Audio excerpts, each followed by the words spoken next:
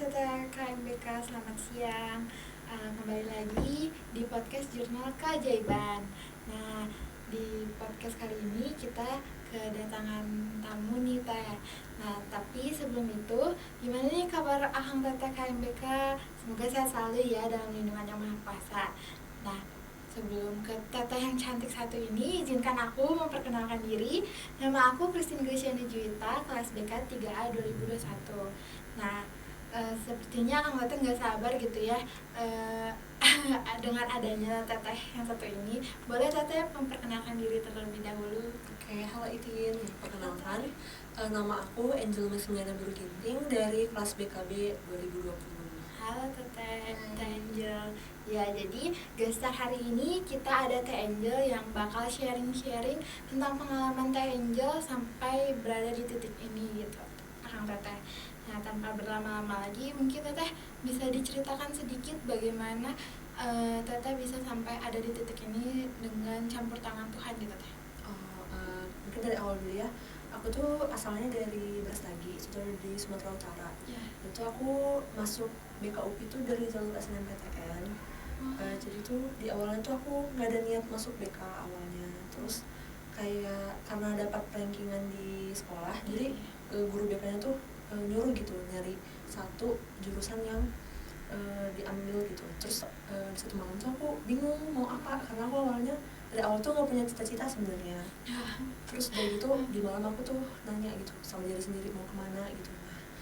Setelah nyari terus kayak diarahin gitu ke BK antara BK sama psikologi. Nah jadinya besoknya aku ke ruang BK. Terus setelah ke ruang BK aku ngomong ke guru BK aku antara psikologi sama BK gitu. Nah guru BK aku tuh nyaraninnya ke arah BK-nya karena kayak lebih peluangnya tuh lebih besar gitu. Nah awalnya tuh aku diarahinnya tuh ke BK Unimed. Cuman karena akunya pengen keluar kota, jadi aku bilangnya UPI, dan ada alumni aku juga yang udah lulus di sini gitu. Nah jadinya awalnya aku juga nggak percaya. Awalnya aku tuh ngambil UPI juga karena kayak supaya lebih satu tingkat di atasnya Unimed gitu dari passing grade-nya. Nah ternyata karena campur tangan Tuhan ya nggak nyangka gitu, dan kepilih jadinya di UPI. Jadi gitu ceritanya. Jadi selama pergumulan Teteh itu ternyata ada petunjuk gitu ya Teh yang mungkin yang secara tidak langsung mungkin Tuhan itu bilang ke guru kakak gitu, ya udah BKA psikologi gitu ya.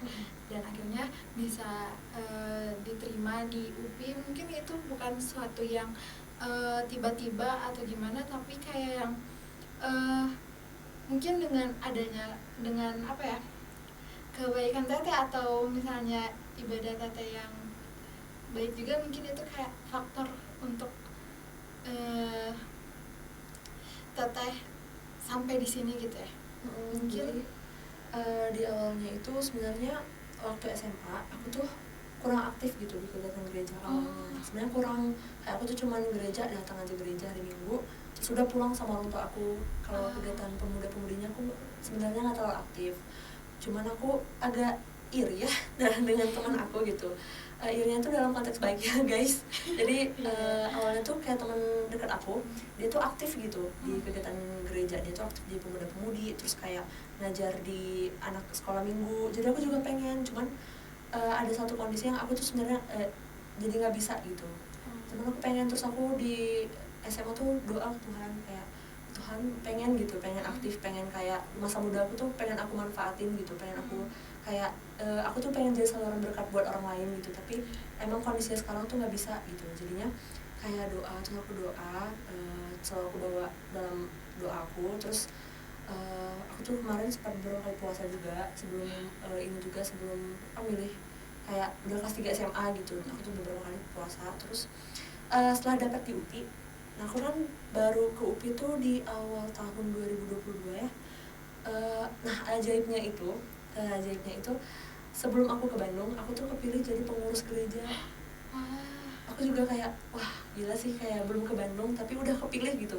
Kayak ada kelas aku yang ngabarin, Jel mau nggak ini ada slot pengurus yang kosong gitu, mau nggak? Terus aku kayak doaku kejawab, tapi aku kayak duh aku sanggup nggak ya, aku bisa nggak ya, karena aku belum ada pengalaman gitu. Terus kayak aku bergumul dong. Terus setelah beberapa hari ditanyain lagi, gimana dek, soalnya belum cepat gitu. Terus jadinya aku nanya kan ke kakak aku, ke mama aku. Terus mama aku, yaudah coba gitu. Terus kata kakak aku, jangan. Nah di sini aku bingung kayak, jangan kenapa, nanti terlalu sibuk, karena kalau udah merantau mah harus bisa bagi waktu gitu. Terus jadinya aku bingung kan, terus kayak yaudahlah coba aja gitu. Terus aku biasanya emang ngikutin apa kata kakak aku, tapi kali ini aku kayak ini mah butuhan gitu. Jadi aku kayak gas gitu. Jadi aku udah mau. Dan aku ke Bandung bulan 1, dan disitu aku udah mulai masa kepengurusan. Sebenarnya aku tuh banyak ketakutan karena kan kayak pindah gereja, terus kayak lingkungan baru yang budayanya beda banget gitu. Jadi aku takut sebenarnya kayak nanti aku punya temen gak ya, nanti aku bisa gak ya.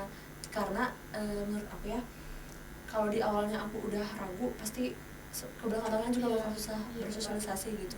Nah bersyukurnya itu ternyata di BK tuh lingkungannya bagus banget gitu, positif banget. Jadi kayak akunya kayak kedorong juga gitu, jadi kedorong, terus ada temennya. Dan di gereja juga syukurnya ada teman SMA aku lagi. Ternyata dia tuh, kita di SMA nggak kenal, tapi ternyata di sini ketemu gitu. Dan dia di Bandung juga, dan dia ikut kepengurusan yang aku. Jadi aku punya teman. Nah kuliah aku juga sosialnya maksudnya bagus gitu, jadi aku juga enak aja gitu, di Bandungnya enak. Nah jadinya aku aktif di gereja, jadi gitu. Jadi ya bukan semata-mata gitu ya kakak keterima di Bandung, terus keterima jadi pengurus, bahkan kakak belum datang gitu ya, ada di Bandung. Kayak itu mujizat banget, kayak doa-doa kakak itu selama kelas 3 terjawab ya kak. Pertama SNMPTN, terus keterima di Bandung UPI, dan sempat ragu akan pilihan untuk mengambil posisi apa itu kepengurusan gereja, tapi kayak Tuhan tuh memantapkan kakak gitu untuk mengirim ke Bandung, tapi tanpa apa ya, nggak membawa bekal gitu.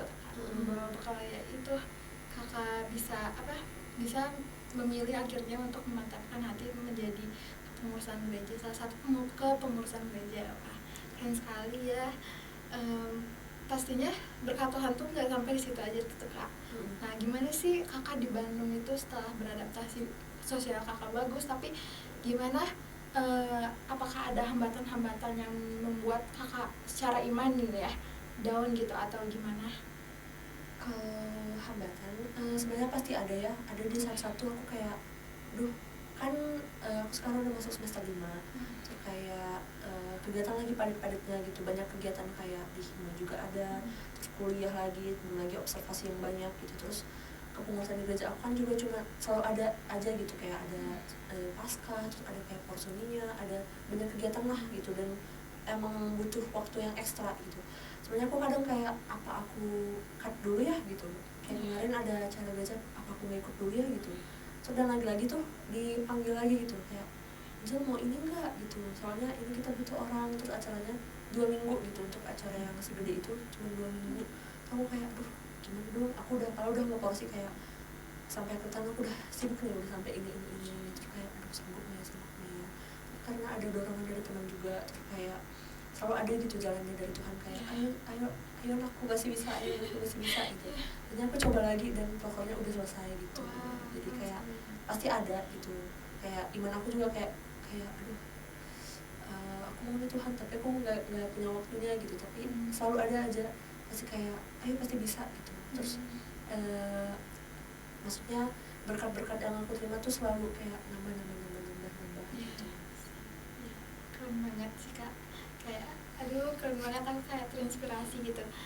Ternyata gak ada waktu tuh bukan jadi alasan ya kak buat Tuhan untuk menyalurkan berkatnya gitu. Wah keren sih. Bagi orang teteh kalau misalnya ini terinspirasi, boleh banget gitu ya komen di kolom komentar gitu, bagi-bagi sharing juga sama kita. Mungkin dari teteh ada yang mau disampaikan lagi mengenai pengalaman teteh gitu? Kalau dari aku paling ini sih, jangan cepat ngekat gitu. Selalu kayak serahkan semuanya pada Tuhan gitu. Kamu mau apa, bilang aja kayak Tuhan aku mau ini, gak apa-apa bawel gitu ya. Tuhan aku mau ini, tapi aku juga mau ini gitu. Kayak aku mau ini nggak apa-apa gitu, bilang aja dulu, nanti pasti Tuhan kayak ngasih apa yang kamu butuh, apa yang kamu waktunya tepat, pasti kayak Tuhan kayak ini aku gitu. Pasti waktunya itu pasti pas gitu, semuanya pasti kayak dapet lah gitu. Tapi jangan cepat kecewa juga kalau waktu kamu tuh nggak dapet, aku nggak dikasih ini, jangan cepat kecewa, karena pasti ada yang penggantinya yang bakal lebih kayak oh ini ya maksud Tuhan gitu. Gitu aja. Jadi minta dulu aja ya Kak, jangan pesimis untuk kayaknya nggak bisa deh, kayaknya nanti aku gimana deh. Jadi yang bisa aku dapetin dari sharing Kak Angel itu, yaudah kalau ada sesuatu yang kita inginkan, selama itu baik ya Kak, ya minta aja gitu. Tapi jangan juga berharap itu harus ya Kak, berharap harus, tapi jangan kecewa apabila di tengah jalan kita gak sesuai harapan kita, karena harapan kita bukan harapan Tuhan gitu ya. Karena ada yang dari Tuhan lah yang terbaik. Jadi seperti itu. Mungkin dari sharing kali ini aku bisa belajar banyak banget dari Kak Angel, dari pertama di Brastagi sampai di detik ini di Bandung sendirian, dari siapa-siapa tapi bisa jadi saluran berkat buat yang lain. Aku merasa terberkati gitu Kak. Aku aja yang keluarga di Bandung, tapi aku kayak wah, aku kenapa nggak bisa ya kayak Teh Angel gitu, udah bisa Teh Angel kayak ngikutin kegiatan semuanya yang ada di Bandung gitu. Acara-acara gereja Teh ikutin, acara Natal dan lain sebagainya. Jadi kayak buat teguran juga buat aku gitu, buat aku sendiri. Mungkin sebelum ditutup, apakah mungkin dari Teteh ada yang mau disampaikan untuk akal Teteh KMBK di rumah? Mungkin untuk KMBK ya, jangan takut bermimpi gitu. Terus aja kayak yang tadi aku udah bilang sebelumnya, kayak kamu mau apa, bilang aja dulu ke Tuhan, terus lakukan yang kamu mampu, lalu sisanya serahkan pada Tuhan. Nah, apapun hasilnya terima aja dulu dan sabar gitu. Yang penting mah kuncinya sabar, karena kayak apa yang kita lakukan sekarang mungkin kayak hasilnya tuh belum sekarang yang kita dapat gitu. Mungkin yang sekarang kamu dapat hasilnya tuh hasil dari 5 tahun 10 tahun yang lalu yang kamu lakuin gitu. Jadi sekarang pokoknya berbuat baik aja terus sebarkan terus kebaikan gitu. Jadi selalu berkat buat orang, pasti jatah kamu di masa depan udah disediakan sama Tuhan. Paling itu aja buat KMBK. Terus semangat kuliahnya gitu, jangan boleh berkeluh kesah gitu, tapi jangan sampai berhenti, terus maju. Terima kasih banyak Teh Angel udah bersedia hadir di podcast jurnal hari ini. Nah, sebagai penutup dan juga podcast ini merupakan podcast terakhir di periode 2022. Mungkin dari Akang Teteh KMBK, apabila ada saran dan kritik kami sangat menerimanya, boleh diketik di kolom komentar ya Akang Teteh. Karena sudah tak terasa waktunya, saya Christine Gresiana Juwita selaku moderator di podcast jurnal hari ini pamit mundur diri. Terima kasih, jangan lupa subscribe, komen, dan like, dan hidupkan loncengnya. YouTube Himabeka ya Kang Teteh, supaya dapat notif terbaru, selalu dapat notif terbaru dari Himabeka. Terima kasih, dadah.